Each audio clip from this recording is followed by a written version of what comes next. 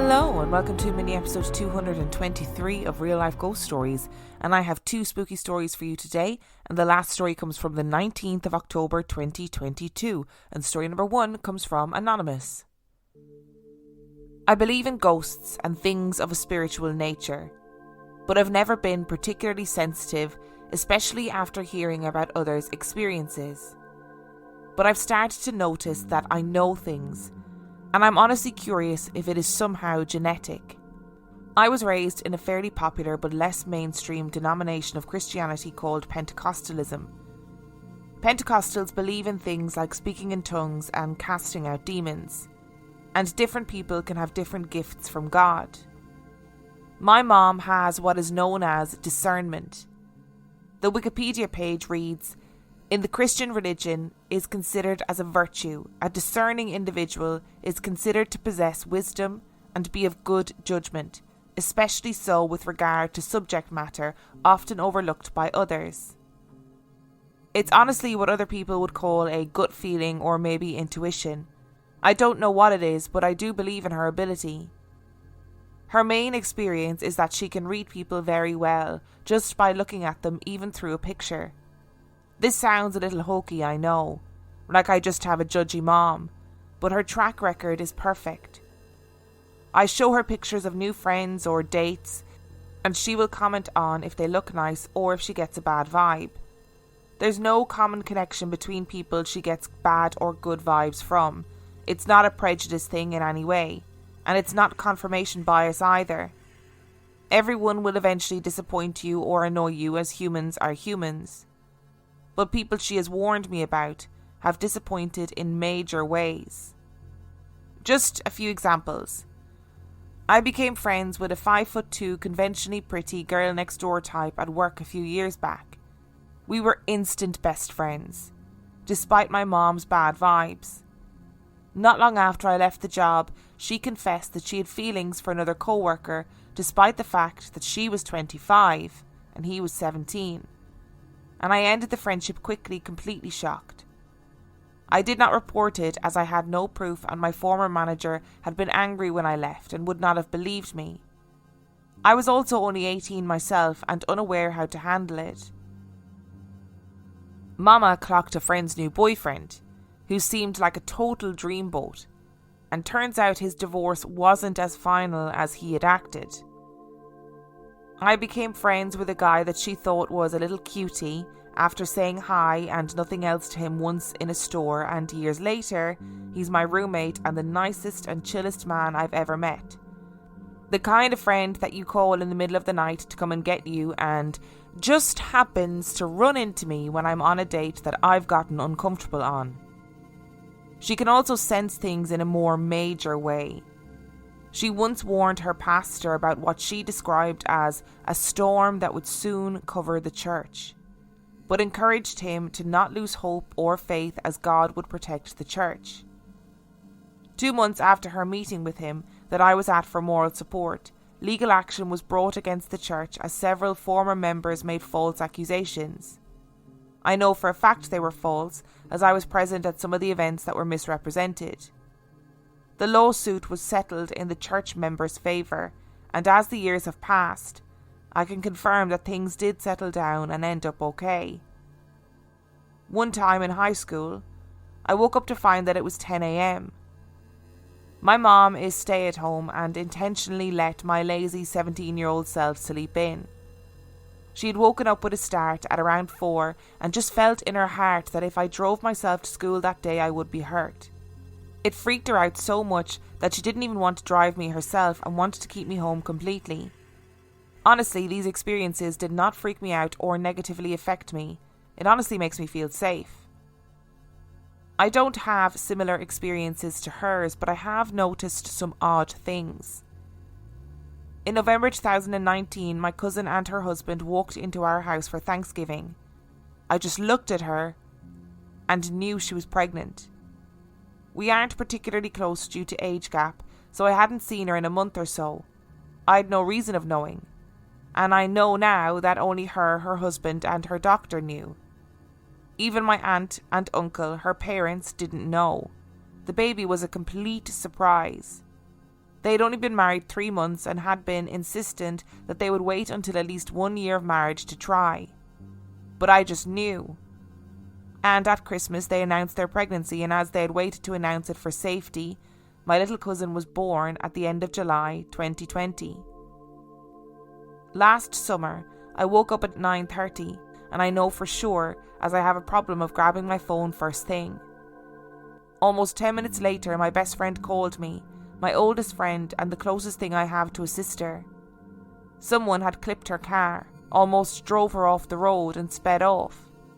This had happened at about 9:30, as she had the timestamp from her call to 911 showing 9:32 at the time the call was placed.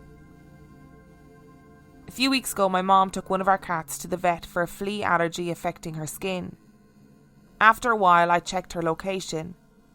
We have each other's, as I am a young woman living in a bigger city and she is often home alone in her rural house. I saw her little dot moving out of the clinic's parking lot and just knew there was bad news, despite that my cat was literally just there for a steroid prescription. I called my mom and she answered the phone sobbing. They found lumps and had scheduled more tests as they expected cancer. I was concerned but eerily calm, as my pets are my life, even the ones I no longer live with. After a few days, the lumps hidden in her little armpits started to shrink. At the next appointment, the vet confirmed that it had been an extreme and uncommon reaction to fleas, causing some glands to swell, and the steroids fixed everything. Today, the aforementioned roommate texted me while I was driving. I saw his name on my phone screen but didn't see the content of the message, as my car is old and won't read messages to me or anything. It is not uncommon for him to text me during work, as we're best friends and he's allowed to be on his phone in the slow moments. But the moment I saw his name, I just thought, Marie's grandfather is dead. And that's exactly what it was, Marie being his long-term girlfriend and a dear friend of mine. My mom definitely believes that her abilities come from God, and I will never discount that for her, as it's important to her, and she is equally respectful and loving to me, her agnostic gay child. I don't necessarily want to say that I have what she has, but it's becoming too frequent for me to just discount as a coincidence or a lucky guess. Like, I just couldn't make myself worry about my cat at all, and I just knew with 100% certainty that the grandfather had passed away, despite there being no sickness leading up to it. I just can't explain it, and thought you would enjoy this long ramble about knowing things with an odd degree of certainty. A couple of years ago, I ended up going to a Pentecostal church service a couple of times, and I found it really interesting. So far removed from anything that I grew up with. I grew up obviously going to Catholic church, to Mass on a Sunday, and I just found the Pentecostal church just fascinating. It was so different to anything that I had ever really experienced in terms of religion. And I generally don't talk about the topic of religion in any kind of serious way. But I just want to say that it honestly brings a tear to my eye that your mum has retained her faith and also still has all that love and acceptance for her agnostic gay child. Just makes me really happy, you know? And I really do think that regardless of what your religious leanings are, whether you're religious, atheist, agnostic, whatever faith pathway you follow, there are these instances of people who have intuition, discernment, a gift of knowing. What you call it depends on what context you grow up in, right? And regardless of anything paranormal or supernatural, I do genuinely believe that there are people in the world that have much stronger powers of perception and therefore seem to have much better intuition. Just as a starting point, you know, you talk about your mom just looking at people and just knowing that they're not a good person, or a person who maybe may not do the best things, or that they are somebody who, yeah, you know, they've got good intentions, they've got a good heart, whatever it is. I do think there are people who just have this ability to look at somebody and I don't know, read teeny tiny signs, read things about their body language, read things about their faces, whether it's like an evolutionary skill that some people have more so than others. I don't know. I mean, I can tell you now that I don't have it. But that doesn't really account for things like something is going to happen within this church, or something is going to happen to my child if they go on this car journey. I just know it. And again, similarly with the situation with the cat in the vet, just knowing that it's going to be okay, just knowing deep down in your soul that this is going to be okay. This is going to be absolutely fine. My cat is being queried to have cancer. It might be very serious, but I just somehow know that it's going to be fine. In all the years of doing this podcast, these are some of the stories that come up more frequently than others, about people who just know things before they happen, or they just know things about people, or they just sense things, or they just know when people are pregnant. There's all sorts of ways of just having that really strong intuition or that really strong precognition, whatever it is, and it is fascinating. Today's episode is brought to you by HelloFresh. Welcome back, everyone. So good to see you all back again this week. It is such a shame that Chupacabra couldn't make it, but given the reports this week that he is in fact a dog, perhaps Monsters Anonymous is not the best place for him. Now today, we're going to recap on what we learned last week, which was... That's right! HelloFresh, America's #1 meal kit. You guys were really paying attention. So how can we use HelloFresh as a great alternative to hunting and consuming humans? You've all got New Year's goals, and HelloFresh is here to help you achieve them. Skip the grocery store and skip that eternal rat race of hunting humans, and take control of your time and budget with delicious recipes delivered right to your cave, without all of the worry of being caught on camera and put in a paranormal YouTube compilation. Okay, Mothman. I appreciate your contribution, but remember last week we talked about using our indoor voices or indoor echolocation. You are very loud in this small space. Also, please keep the death prophecies to the end of the session, as it upsets the other entities. Thank you. Let's continue. With HelloFresh, eating well in the new year can be stress-free and delicious.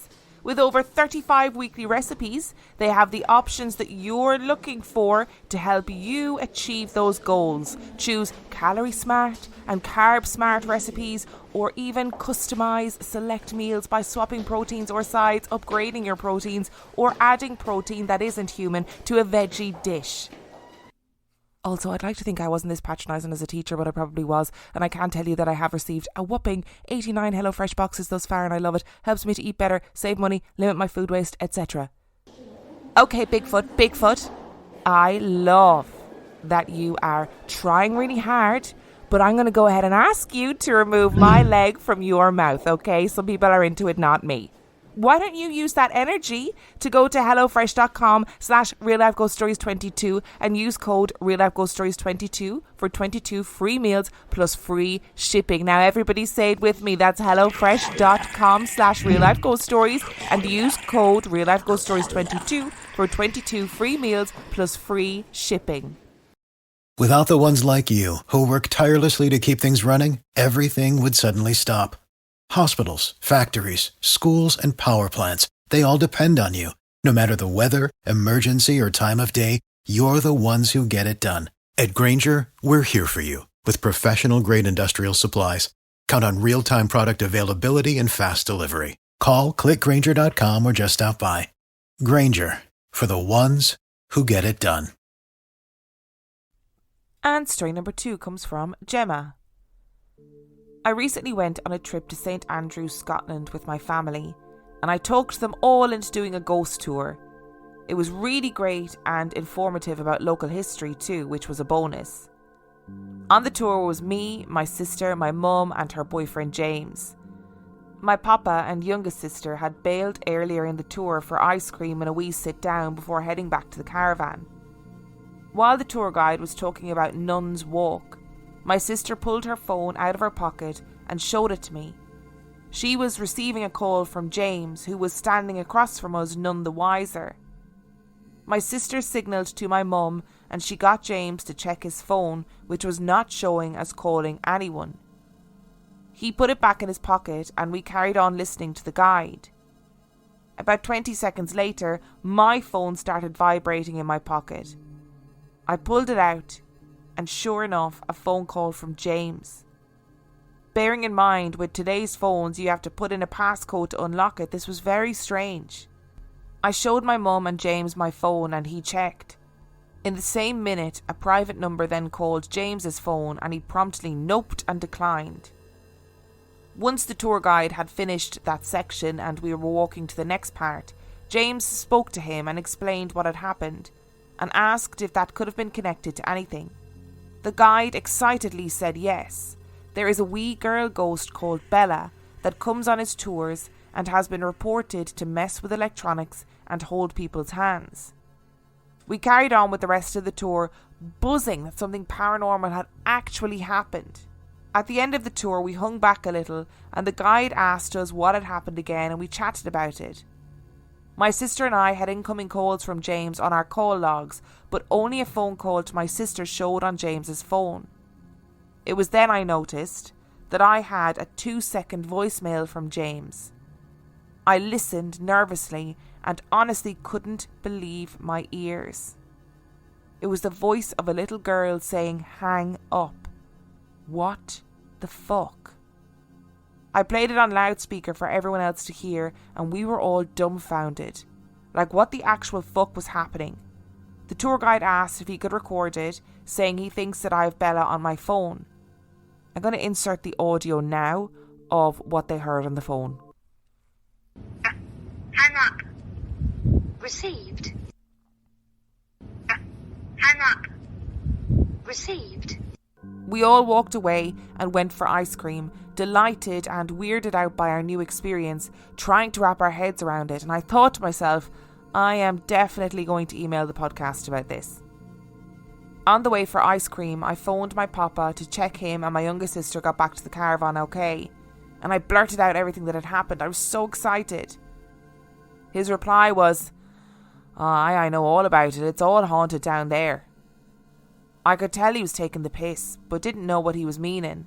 He then said, my mobile phone ran out of money so I couldn't phone yous to say that we were back at the caravan, so me and Annie tried to phone you all using James's Alexa in the caravan, followed by some smug laughter. Well, to say we were disappointed was an understatement, but we all had fits of the giggles, and even more so when we thought about the delight of the tour guide when he thought he had a paranormal experience. I still haven't told him. I can't bring myself to burst his bubble. Oh, I loved this story. I love a story of mistaken paranormal identity where people then go, oh shit, yeah, it was actually just this. Because it just makes it all the more entertaining. It happens to everybody. It happens all the time. And I think there's no harm in being able to laugh at yourself in those situations and go, oh, I really thought it was paranormal there for a second, but actually there is a logical explanation. This is what it is. I think that sometimes, not to make this a really serious discussion or anything, I think that sometimes that's where paranormal investigators or, content creators or whatever, where they fall down or where it gets really difficult to watch. The inability to accept that actually, oh, that's probably not paranormal in that incident and this is probably what happened, or this is the logical explanation, and then doubling down, and then it kind of shakes the credibility of the whole affair, etc., etc. So that's why I love stories like this, when people have an experience, they're really freaked by it or really excited by it, and then they think, oh, actually, hang on, this is what happened. I think that I would also struggle to tell the tour guide, and that tour guide is definitely still telling that story to other people. Thank you so much for listening to today's episode. Thank you to Anonymous and Gemma for sending in your stories. Remember, the last story came from the 19th of October 2022. If you would like to send in your story, you can do so by emailing it to reallifeghoststoriespodcast@gmail.com. You can also check out the website reallifeghoststoriespodcast.com. And if you are desperate for some extra content, you can check out patreon.com/reallifeghoststories, where for $5 a month or $2 a month, you get access to heaps of extra content, as well as every single main and mini episode completely ad-free. And on that note, I shall see you next time.